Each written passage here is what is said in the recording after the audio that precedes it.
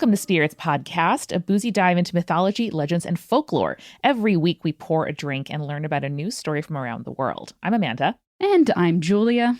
And we are so excited to be joined today by author, artist, activist. It's Brooke Palmieri. Brooke, welcome to the show. Hi, it's really lovely to be here. Thanks for inviting me. We're always so excited to talk to witches of any kind, any creed. But Brooke, I was particularly moved listening to you read from some of the essays from your upcoming book, Bargain Witch Essays on Self-Initiation. But first, can you tell our audience a little bit about you, a little bit about your work, and where they can find the book when it comes out in October? Well, thanks for being so excited.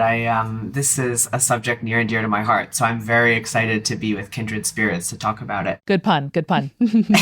Oh, that's right. Now, I use spirits as such a common word in my vocabulary. I realize now, in this context, it will always be a double entendre. So thank you. We picked it for a reason.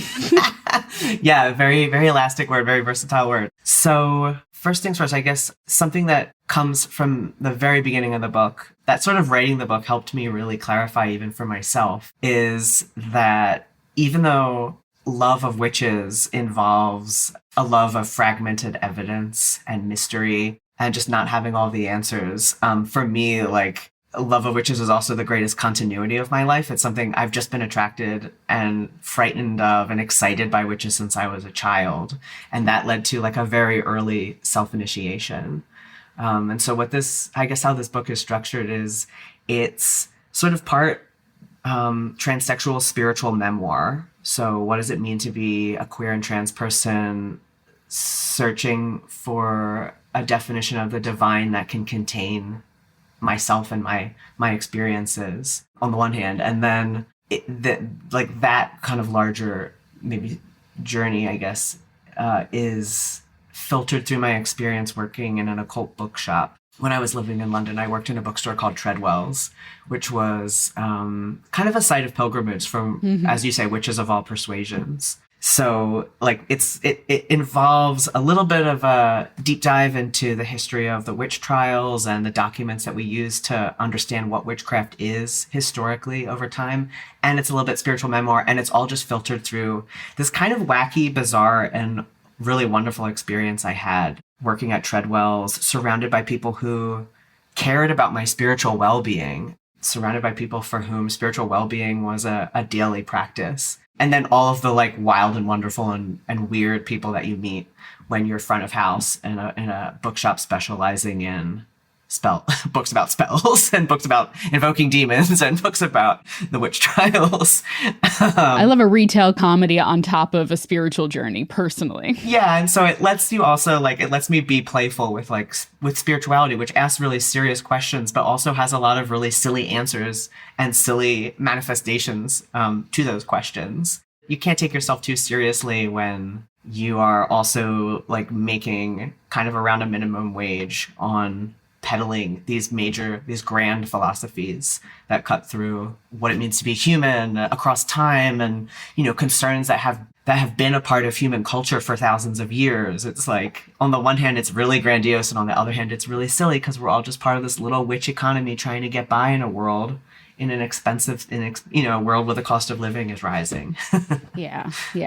So one of the things I really want to talk about Treadwell's, I really want to talk about your experiences working in this bookshop. But one of the things we always like to ask and kind of start with as a foundation for any sort of spooky guest we have here on the podcast is what spookiness and spirituality and I guess witchcraft looked like for you in your childhood. And I know that from your talks, you talked about practicing witchcraft without realizing that's what it was. So I'd love to talk about what that looked like for you, and also how hindsight sort of revealed oh, that's what that was this whole time. Julia and I are also two former rock girls, and definitely loved doing the sort of taking out the ancient Greek and Egyptian mythology books from our local library, and then drawing our own playing cards for Hera and Aphrodite, etc. So we are very of the tribe, and would love to hear about your specific queer witchy upbringing. I mean, if you weren't mixing potions in the mud during recess, what were you doing? What are we even doing here? I know. It's true. I think something that came up for me when I was combing through my memories of my childhood is that actually all kids are weird. Yes. And all kids have a kind of cobbled together sense of spirituality through their exercises and imagination. It's just some of us are really lucky that we manage to hold on to our weirdness. And that is something that we like, it just, for whatever reason, whatever constellation of personality traits and stubbornness that I had, I didn't let people punish the weirdness out of me as a kid. And I was punished in lots of ways, and restricted and censored in lots of ways, like like a lot of people have an experience of. But, I wasn't, I always felt really bad for the kids in my grade, in my classes, who were like classically very athletic and masculine, or very pretty and feminine, or really fit into like what a dominant culture wanted of them in their childhood, because those kids got stripped of their weirdness really early on.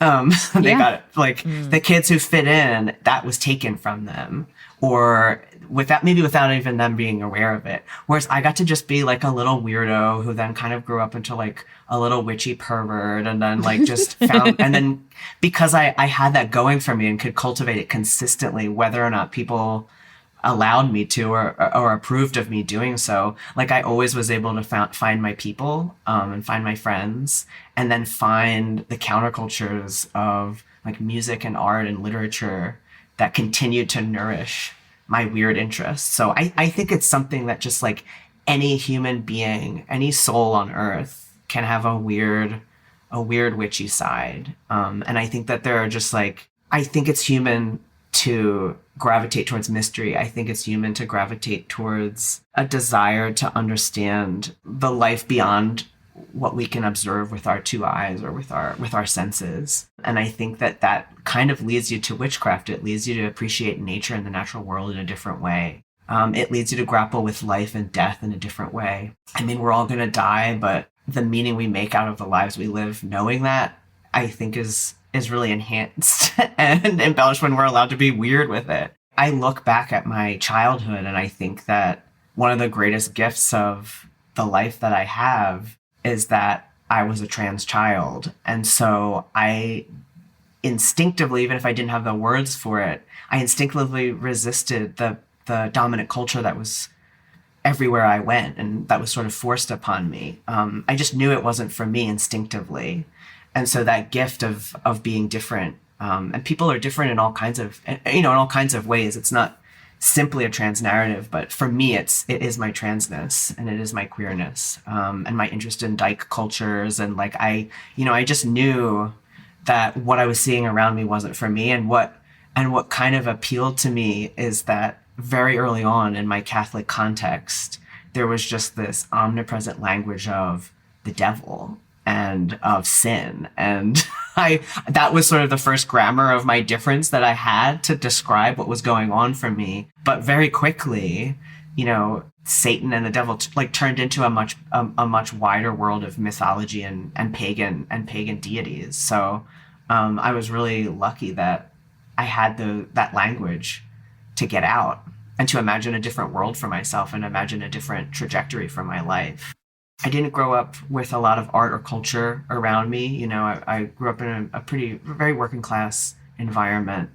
So I didn't really have access to like museums or anything like that. I just kind of had my own imagination, and I could just be grateful that I was allowed to, that was strong enough to kind of sustain me. Pity the popular kids, pity the popular kids. I personally don't trust anyone who was like a cool popular person in elementary school or middle school, because I'm like, oh, so you like cut your childhood short is basically what I'm hearing. Yeah, there's a lot to unlearn. I know. And like the people who are making fun of the kids playing dinosaurs on the playground, I'm like, oh, you lost your joy so early. Like, who hurt you in this way that you had to lose your joy in such a like painfully obvious way in hindsight, Yeah. Yeah. I don't know how people who fit into society's molds get that instinct or impetus to question things. Like I've talked on the show before about how for me, queerness and feeling that difference among myself, both in sexuality and, gender nonconformity when I was 10, 11, 12, force me to say, all right, well, the narratives available to me are not going to fit for me. So like, what the hell do I want out of my life? And I, without the sort of push of, of difference, of disability, of sexuality, of gender nonconformity, of transness, I genuinely don't know how people start to do it. So, shout out to them that they do, if and when they do. But for me, I have always been so grateful for that, because that led me to ask all kinds of questions about society and family and work and pleasure, and like, what the hell do I do with this, and what do I actually want? Yeah, I think that's a really beautiful way of putting it. I think it's just true that we all have things to unlearn throughout our lives, things that we inherit that are either harmful or toxic or not for us or bigoted or, white supremacist. I'm white, so that's definitely something I've had to unpack from my childhood upbringing and unlearn. And yeah, it's just true that like popular kids have a lot more to unlearn because they've never had that for whatever reason, it's sort of like the curse of a gilded cage, it looks so I never really envied those kids. I sort of felt like we all got a raw deal as children. There in general aren't a lot of resources for kids, let alone teenagers. And so yeah, I was lucky that for whatever reason, something I was born with was just a like a stubbornness around my own imagination, maybe. And I think that's like having a vivid imagination is what witchcraft is all about. It's a spirituality predicated on cultivating devotion to a divinity of your own understanding. It's very intimate and it's very personal. That's for me, it's been a really beautiful way to move through life, because something that's also true about my childhood is I never really blamed God for what religion was doing to me. And I don't necessarily blame people who have very religious paths, because I just understand that a desire for a relationship to the divine is just human. And so a lot of people come by it honestly, the religion they inherit or choose to, the organized religion that they inherit or choose to pursue. I think there's beauty in that too. It's just not for me. I think I can at least credit my Roman Catholic upbringing with a love of pageantry and finery and luxurious ritual. I have to ask, were you following along with the new conclave that was happening and the election of the new pope and everything? I haven't been very involved in mainstream Roman Catholicism for a long time. Although there are there are some syncretic saints and things that I occasionally work with. But in this case, I watched Conclave and I kept my eye on the chimney, and thought it was just it's just a really ancient ritual. The pageantry of it. It's just such an old way of doing things. And so I do always have a little bit of a fascination with strange rituals that have persisted over hundreds of years. That's like my historian side, is I'm interested in pursuing tradition as it has survived over the years in any denomination, really. Julia and I were both raised Catholic, and something we've unpacked a lot on the show is what we lovingly term "lol, it's not pagan, it's fine," aka all of the syncretic instances of Catholicism, embracing, absorbing, appropriating, or sort of twisting existing ritual and belief in order to fit into their own worldview and not sort of undermine their power and social influence. So, Brooke, thinking about your own Catholic upbringing, what are some of the "lol, it's not pagan, it's fine" moments or themes or symbols or pieces of ritual that you find fascinating, or that perhaps you have a relationship to in your contemporary witch practice? Yeah. Oh, this is such an interesting, it's so true. And it's true about so many religions. They're very reactive to the cultures around them, any type of organized religion. And so there's constant movement, absorption even despite censorship. Like, all of these things are happening all the time. It even happens with mythology. You see all the different versions of a myth it's possible to tell. And I think that that's true. There are a lot of different versions of Catholicism that it's possible to describe depending on location and time. Big hits for me when I was I mean, I was really into my church as a kid. That was like, so that was sort of the first fall, is that I love, like, something that comes up in Bargain Witch is just like, because I don't have really access to like cultural institutions, the church is my cultural institution. And so I was very involved in the mass of my church. It was where I saw all the most beautiful things for the first time in my life. Beautiful fabrics, beautiful stained glass, incense, candles. They would fill the church with flowers at different, in Advent and Lent. And so I really remember the smell of lilies during Lent, and that being this like early aesthetic experience that I had. Mm-hmm. But big hits for me was just being an altar server at the mass itself. That was kind of my first paid gig. I was a very pious child, so I would get to serve at weddings, at funerals, at high masses, and then, either the best man or the undertaker, or, I'd get tips. So I was kind of serving for tips when I was about 9-10 years old. And I would get up early every morning to go to that 7 a.m. mass to serve. And then I kind of upgraded to be the reader, because I really loved, and a big thing that I think excites me about the mythos of Catholicism is all of its attention placed on the book. And historically, people have incredible ways of venerating scripture. There are descriptions that you eat, there's a part where the angel comes to St. John, and you take and you eat the book, and it tastes bitter and then like honey. People talk about the word becoming flesh. There's such a veneration of book culture in Catholicism. And I mean, it's very hard, in lots of instances, a lot of religious war has been fought over people's access to the scriptures in their own language. That's a really longstanding heresy that caused a lot of upheaval in the church in the 14th, 15th, 16th, 17th centuries. I think the Catholicism taught me to sort of venerate and have a creepy material relationship to books. It taught me to seek books out for ecstatic experiences. It taught me that like you could read a book and have a life-changing experience, because that's what the entirety of scripture is predicated on. And so I think that's something that I kind of had a little heretical, I ran with it pretty heretically, because I was like taking it to my Goosebump books and taking it to Frankenstein and all the other reading that I was having. So yeah, I love like Christian bibliophilia. I'm also a big fan of the Holy Spirit. The Holy Spirit was always my favorite. That was always my answer in Catholic school when I didn't know the answer. I'd go with the Holy Spirit. And more often than not, they're like, I mean, there's a case to be made, sure.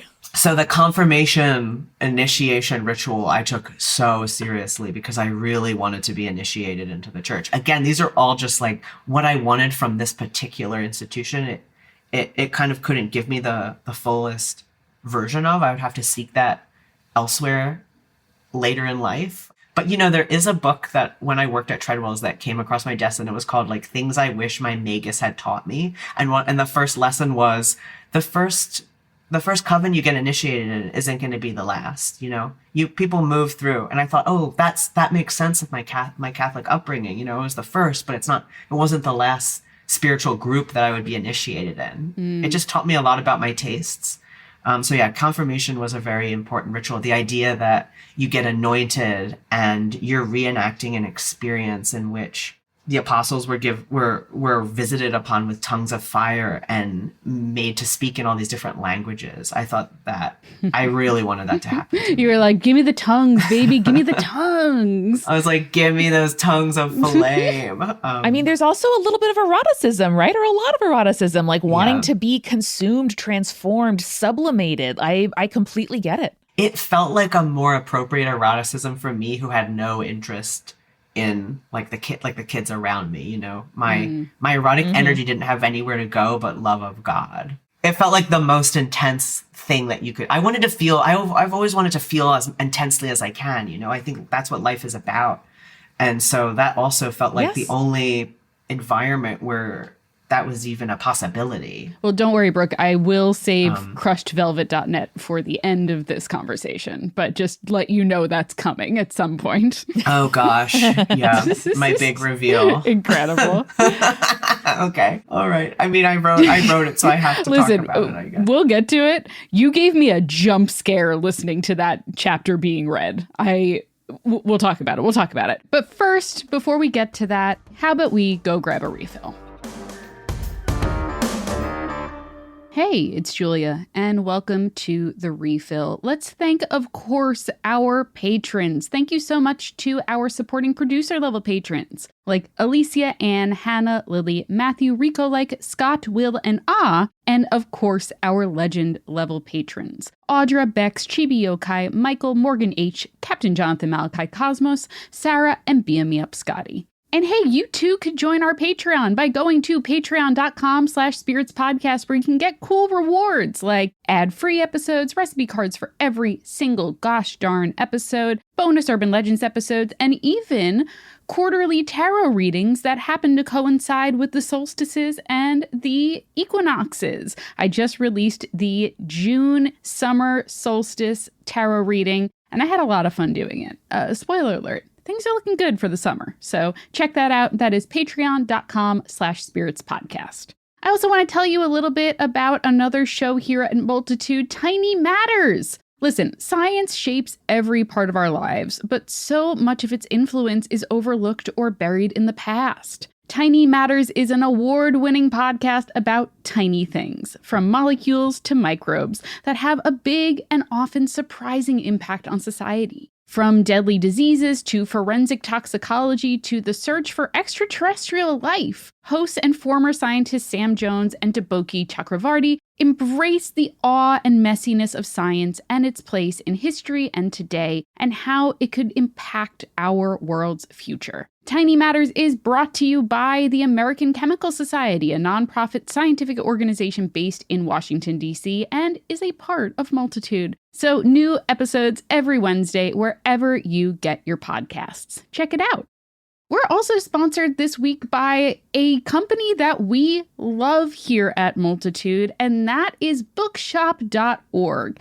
Unfortunately, in the world that we live in today, independent booksellers are a dying breed. If you're looking for a way to buy your books with convenience where they get shipped right to your door, but you don't want to support like the big mega corporations that are trying to undercut your independent booksellers, try bookshop.org and use our special promo code SPIRITS. You'll be able to support a bookstore that is independent, that needs a little bit of help. And, I think that is a great way to go about life, right? You should be supporting the people who bring joy and knowledge to you on a day-to-day, if not weekly basis. And buying books, especially buying books from independent booksellers, is the way to go. Again, that is bookshop.org, and use the promo code SPIRITS to get 10% off. So bookshop.org, promo code SPIRITS. And now, let's get back to the show.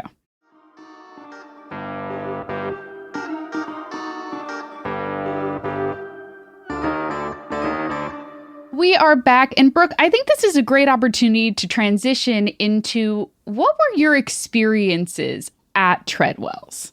Were you already starting to practice witchcraft when you worked at the occult bookstore, or did working there sort of lead you down that path more structurally, I suppose?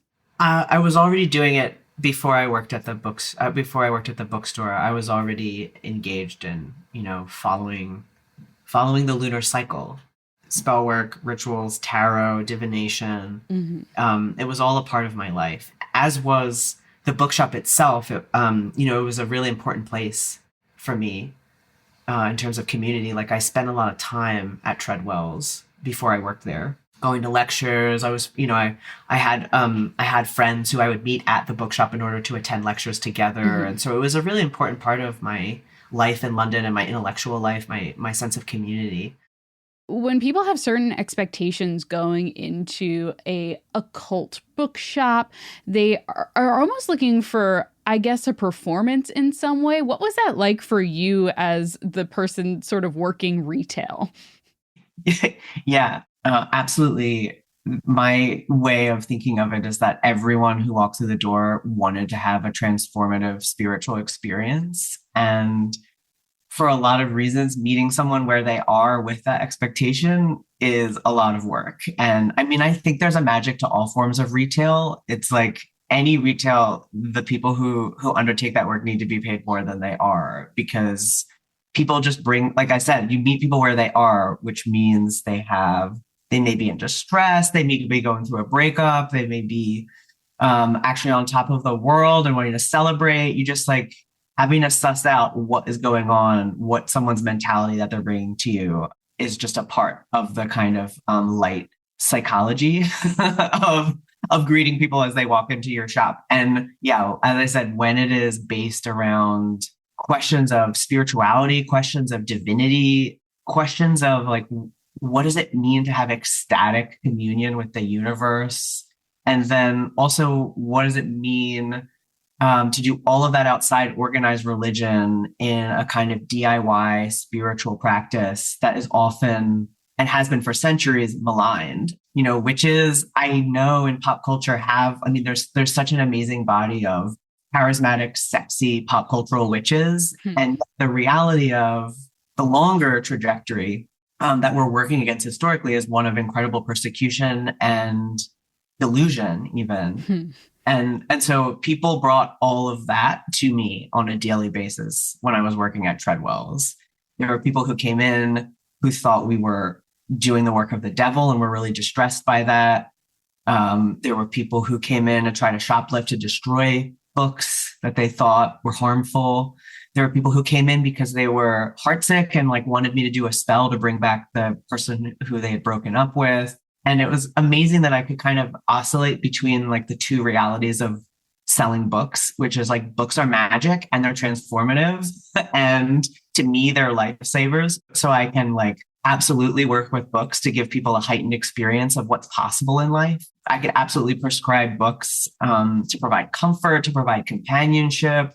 And I could also sort of back up and say, whoa, we're just a bookshop. We can't, it's not a service we can provide. Books are very elastic in that way. And so it was the perfect cover, I guess. I don't know how you do it with clothes in the same way, but I'm sure a clothing witch would know.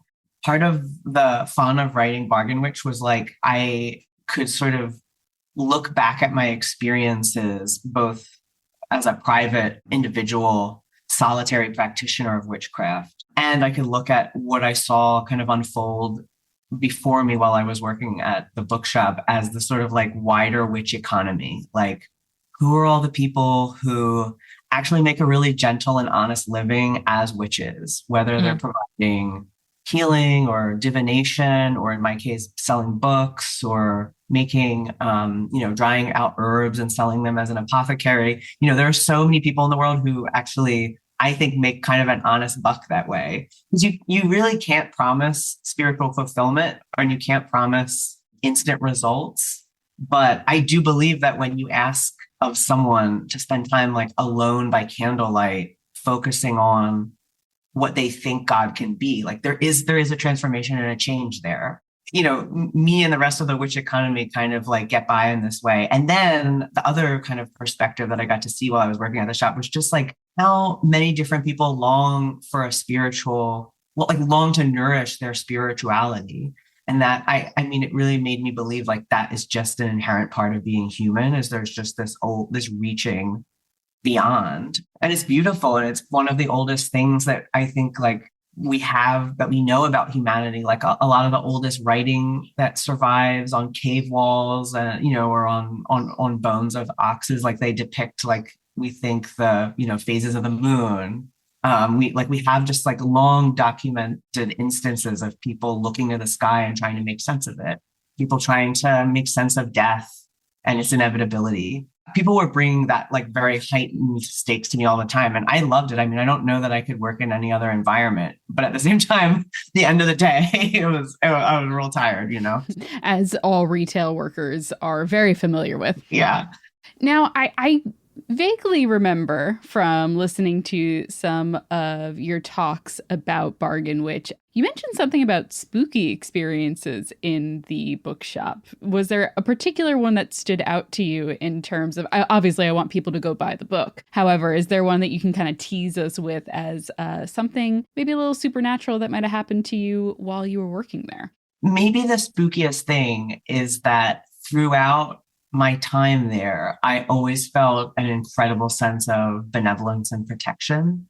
I guess I've had unexplained encounters that were a little bit creepier and more ghostly outside of Treadwell's, but it was a very, seriously protected place. Something that we talked about even from my kind of ad hoc interview for the job was the importance of astral hygiene, as we called it. And when you're working in ritual in the basement, you have to open and close the circle properly. You have to banish any malefic spirits who would seek dominion over you, properly. And you yourself have to take good care of yourself so that you're not susceptible to and overly sensitive. You have to be sensitive so that you can respond. And as I said, I think I said this before, a big part of the job is maintaining sanctuary.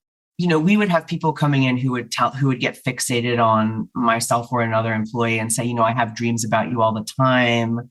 Oh. I had dreams where you were being burned as a witch. Uh-oh. When you recommended this book, I knew it was a sign to me. You would have people coming into the shop, as I said, in distress and really fixating. The spookiest thing is that I never felt frightened of those people. I always felt very taken care of and very protected and very capable of de-escalating that conversation and getting them out. We could also continue our day's work. I'm glad I don't know how long I could have worked there if I felt there was some kind of malevolent presence. And of course, this is London, so there's probably too many ghosts and too many hauntings in a city that has been a metropolis, that has been at the center of a really violent rollout of empire for just centuries and centuries and centuries. If all of that was ghostly, it would be overwhelming. And there are so many houses that have these kind of spirits in them and that kind of hold bad memories. But Treadwell's never had that for me. It was always this place that allowed me to be remarkably serene, even when I kind of could be in danger. I've had these other kind of ghostly experiences in my life, but I really talk a lot about ghosts in the book. So much as the night, as what Karl Marx calls the nightmare of history that weighs on our brains, Mm-hmm. I've always been such a materials-based person. And so my experience with, I guess, the afterlife and the kinds of spiritual and psychical remains of people's lives, it all comes to me through archival research and old books. And then sometimes, because this is a benefit of living in London, and sometimes it comes from site-specific places, just because some of the buildings are so old. But yeah, by and large, I feel the spookiest thing is that I was really protected. Another example is there was someone who would just relentlessly digitally manipulate pictures of the bookshop to make it look like it was on fire, posting them on social media and tagging us in them. And kind of threatening that this was going to happen. So, like I said, with witchcraft, there's so much baggage, and the historic precedent is burning time. So it was people who had some real spiritual hangups and just some honest distress that just kind of speaks to the failure of mental health system and healthcare as we know it. But yeah, we would be on the receiving end of that. Somehow the story has been around for over 15 years and nothing bad has ever happened. We've maintained the sanctuary. What's incredible to me too, Brooke, is hearing you talk about that. And that's a very genuinely frightening experience to kind of have to go through in your workplace, and also a place that you consider an extremely safe place. And hearing you approach these people's basically threats to you with such empathy and understanding, and realizing that they are coming from a place of distress and lack of understanding of themselves and projection onto you and the bookstore is really, really beautiful. And I just want to commend you on that, because that is genuinely something that I think anyone listening to this could learn a lot from. So thank you for that perspective particularly. Yeah, it's sometimes hard to remember in the moment, but really important for me, at least, to remember in a scenario that feels unsafe. Like, this isn't about me, but it's being directed at me. How can I direct it somewhere else? How can I de-escalate and get it out? I hate to think of people suffering spiritually or any other way, and I don't want to add to it. I also don't want to receive it. And that was the negotiation, while I was also recommending books.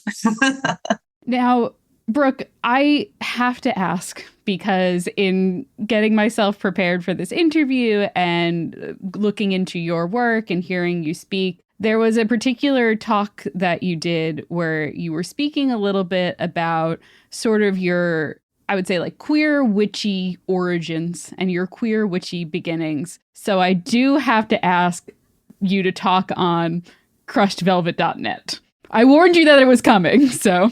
It's funny, like, I feel like generally have been warned that is the chapter that I will be reading from and talking from the most. It started as a paragraph when I was writing, and my partner, my wife now, read it and said, "What is this? You need to explain more about what is going on with this website about Alan Rickman, but you're also kind of pretending to be your projection of who this old British actor Alan Rickman is. Like, you got to talk about this." And it was really, both it came so easily, and now I'm like, oh my God, what did I do? I've shared this like very creepy secret about myself. So I knew this would come, and I thank you for asking me, because it's nice to practice in a safe space. If you want, Brooke, I will share how safe of a space it is with you. In hearing you talk about it, we're going to transition into talking about Neopets and the roleplay forums. Yeah. Yes. You started speaking about that, and then you kind of, I guess, described what your roleplay experience on Neopets was like. And you said the name Romulus, and I thought I was about to get doxxed, because I too played a character named Romulus who may or may not have been a werewolf from a series we don't talk about anymore. Yeah. My heart stopped. So you are in a safe place, because, hey, we were all there. Okay, I appreciate that exchange and vulnerability. I guess to write this book, I had to do something very uncomfortable for me, which is not hide behind the rigor of my research and talk a little bit about, like, why is esoteric spirituality and philosophy such a lifelong interest for me? There are these like flickers of interest throughout my childhood, but the real part of it when I look back, had to be the early like wildness of the internet and social media, kind of in a time that is so now, like, that just looks so different. And behaves so differently from social media, but the seeds of social media are definitely there. Like, imagine all of the energy and craziness and pent up just like desire to shitpost of social media, but instead of being able to just like get that out, it was saved up. It was percolating. It was like becoming something else, and we had to express ourselves in long form, epistolary, probably sexually inappropriate role play that is like, they don't make them like that anymore. Yeah. Or if they do, we don't know where they're doing it on the internet. That's true.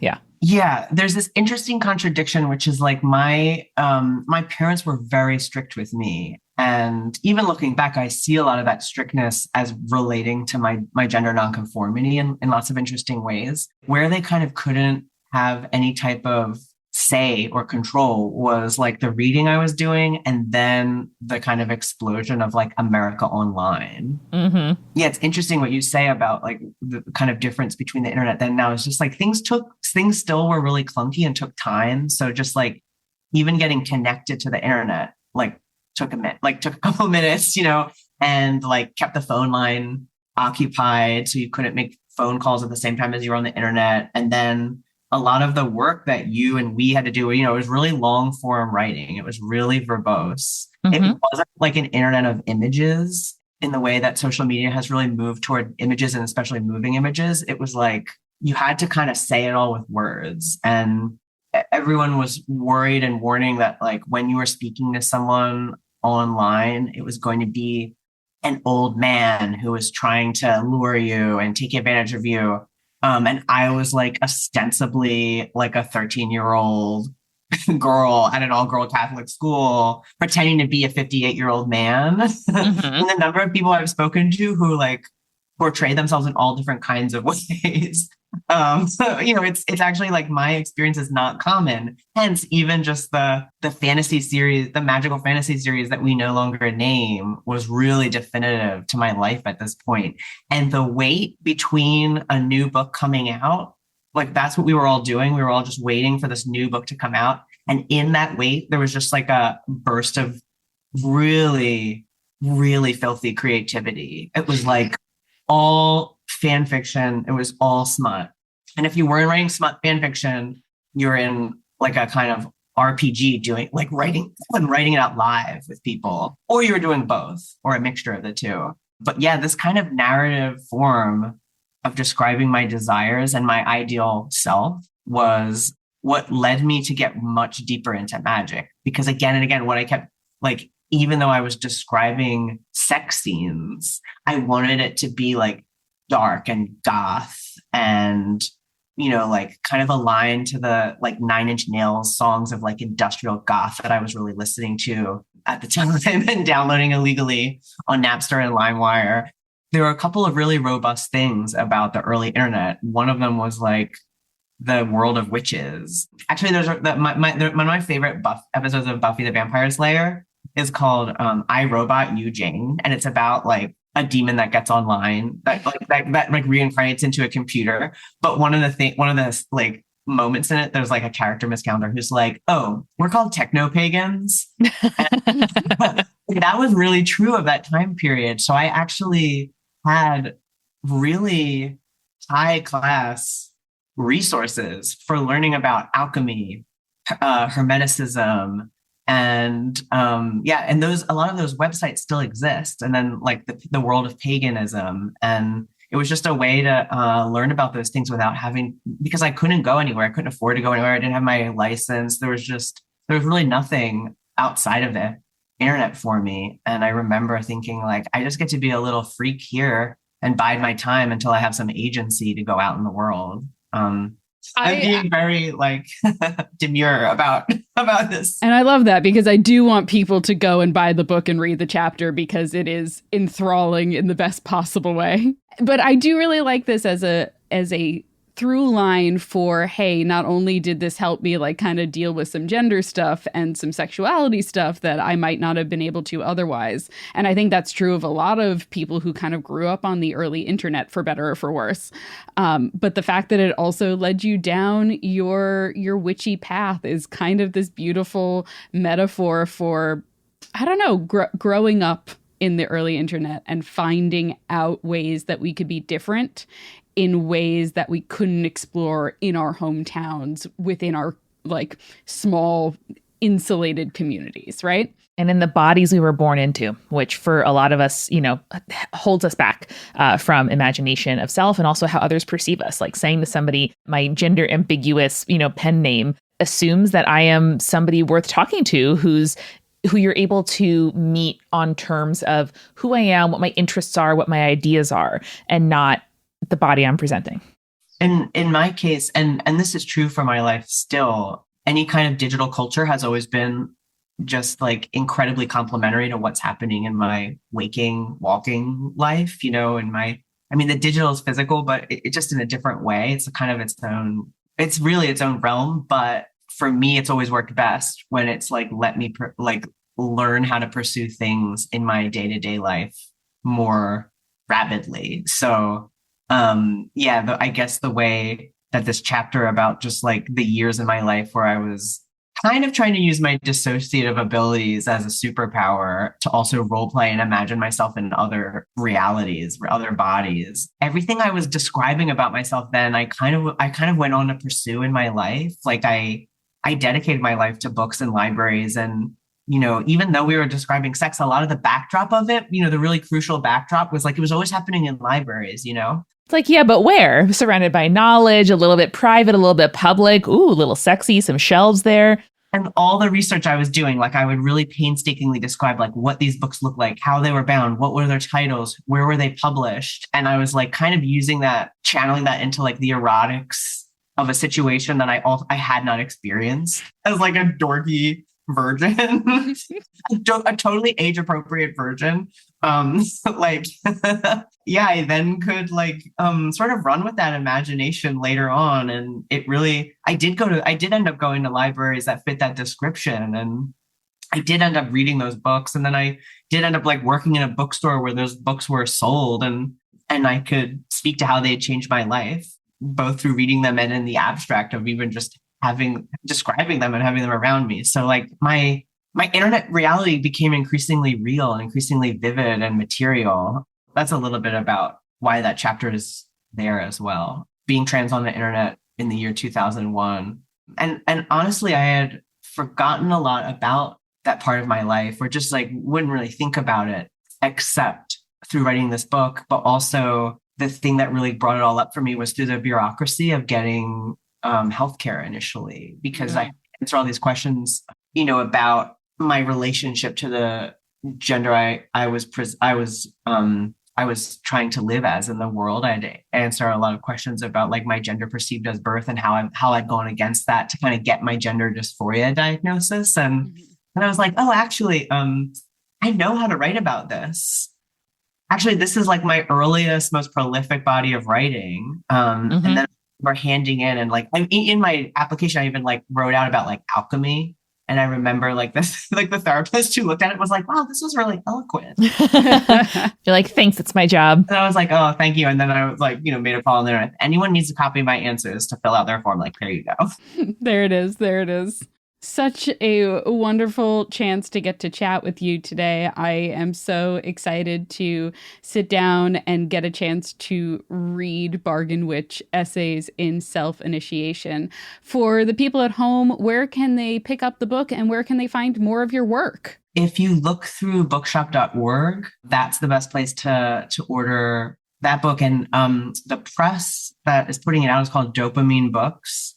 And if you go to dopaminebooks.org, you can click through and buy it through our imprint. On bookshop.org, we have like an affiliate link. And then that it's a nonprofit, like queer and trans run press that has never had any funding. So if you buy it through the Dopamine Books bookshop.org website, then we get a little bit extra. And if you want to find more about me, I have a website, and it has the kind of standard info, contact, etc. And it's just my name, B.S. Palmieri, PALMIERI.com. Sadly, crushvelvet.net is no longer. Boo! But it's still on the Internet Archive. Okay, good. Pour one out. And that's how I meant to say that's how I did some of the research for that piece. I think the Venn diagram of like librarians and archivists, queer folks who found some part of themselves online in this fandom, and the people behind archive.org and AO3 is a beautiful flower. Like, we have a lot in common. Together we can do anything. We can achieve anything. We truly can. True. We truly can. Brooke, thank you so much for coming on the show. And we're so excited. Listeners, of course, links are going to be in the description to pick up the book and read your fabulous Substack, in addition to many, many other things. Oh, thank you so much. It's been such a pleasure. Our pleasure as well. And remember, listeners, the next time you head to your local occult bookshop, stay creepy. Stay cool. Later, Saters.